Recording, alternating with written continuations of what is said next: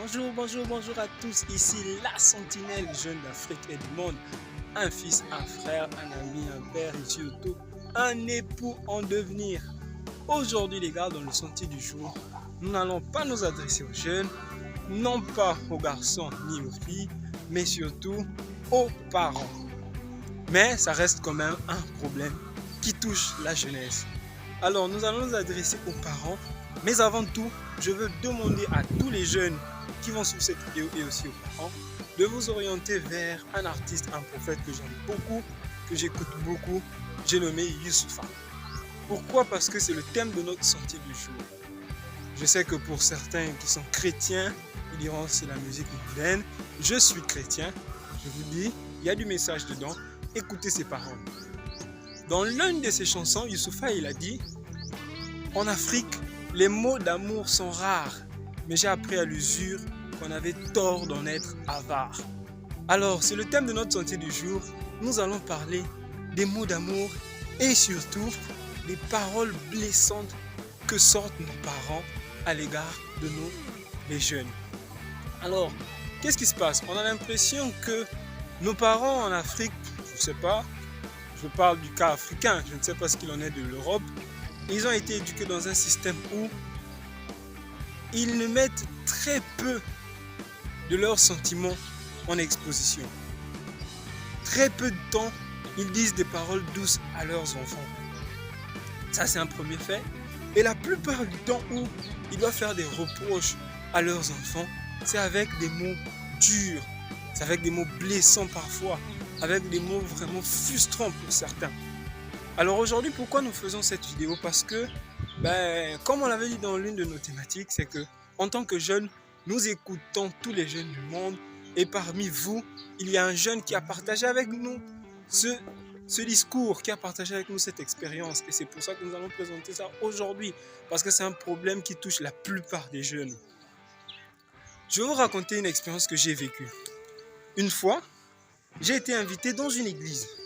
J'arrive dans cette église et la personne qui faisait l'exhortation, à un moment nous arrête, nous demande de voir le frère et la sœur qui est à côté, de lui dire que nous l'aimons dans le sourire et dans la bonne humeur au nom du Seigneur Jésus. Chose que nous avons fait, expérience que j'ai vraiment appréciée. Et quelques temps plus tard, j'ai rencontré cette même personne.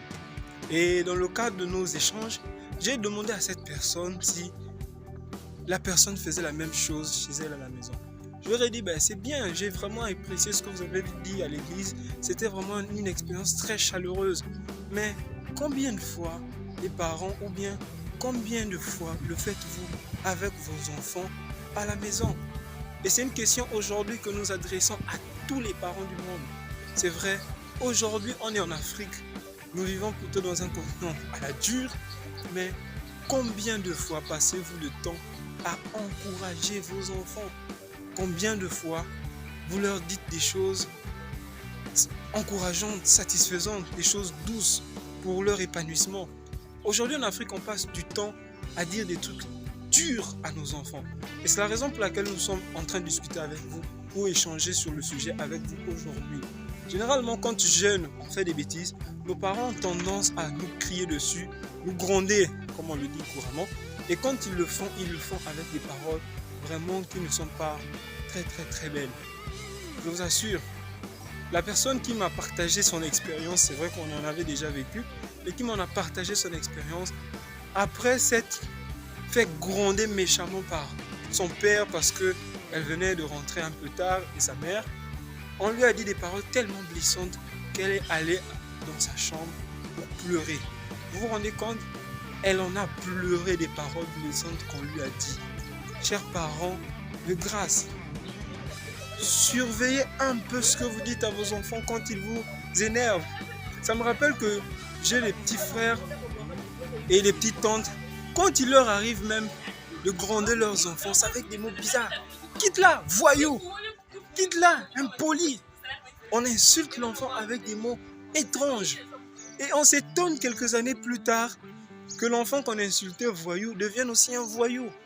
Souvenez-vous, chers parents, chers jeunes et tous les prochains parents du monde, le Christ a dit que ce n'est pas tant ce qui rentre dans notre bouche qui souille notre corps, mais c'est plutôt ce qui en sort, car c'est par abondance du cœur que la bouche parle. Et un peu plus tard dans la Bible, il est écrit que la vie et la mort sont au pouvoir de la langue. Alors surveillez ce qui sort de votre bouche, parce qu'une parole peut créer plus de dégâts que vous ne l'imaginez. À cause de certains propos très durs que vous dites à vos enfants, vos enfants vont s'éloigner de vous. Vos enfants vont se rébeller. Ce n'est pas toujours une question de diable. Si c'est le diable, je vous assure que c'est par là qu'il passe. Par certains propos qui sortent de votre bouche.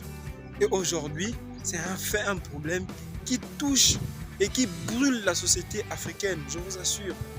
On passe tout notre temps à critiquer nos enfants plutôt qu'à les encourager. On est fiers d'eux seulement avec d'autres parents, mais jamais à le leur dire en face. Très rares sont les parents qui disent à leurs enfants en face « Je suis fier de ce que tu es en train d'accomplir ». Combien même c'est le cas, on ne le dit jamais. Je vais vous raconter une petite histoire. Vous savez, quand j'ai commencé le concept de la Sentinelle, cette chaîne YouTube il y a quelques mois, au début, quand je l'ai lancé, j'ai fait quelques vidéos. Je vais vous partager les identités des personnes. Il y a une de mes tantes, elle s'appelle Abi Tekmassi, elle travaille à Airco Congo, qui m'appelait quand elle est tombée sur l'une des vidéos en ligne. Et elle était vraiment contente. Elle m'a dit vraiment, continue avec tes vidéos, vraiment, faut pas t'arrêter parce que tu touches vraiment des problèmes qui touchent la jeunesse. Elle avait l'impression que j'étais en train de m'immiscer entre elle et son fils en évoquant des problèmes, des faits qui touchent tout le monde, quoi. Et elle m'a encouragé.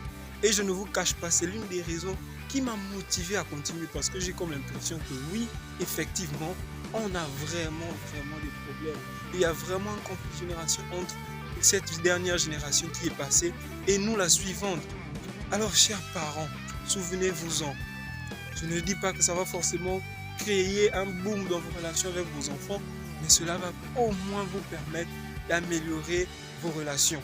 Déjà à ce niveau-là.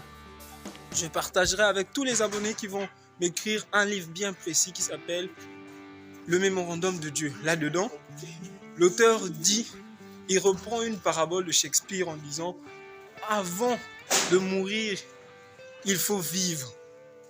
Avant de médire, il faut bénir. » Et c'est là-dedans que l'auteur reprend ses propos pour dire « Au lieu de médire, utilisons notre parole pour bénir les gens. » Souvenez-vous, la parole est au centre de toute la création. Pour vous qui y croyez, c'est par la parole que tout a été fait. Et c'est pas pour rien que l'homme est la seule des créatures vivantes sur terre qui puisse parler. C'était la Sentinelle, jeune d'Afrique et du monde, un fils, un frère, un ami et surtout un époux en devenir. Au revoir les parents.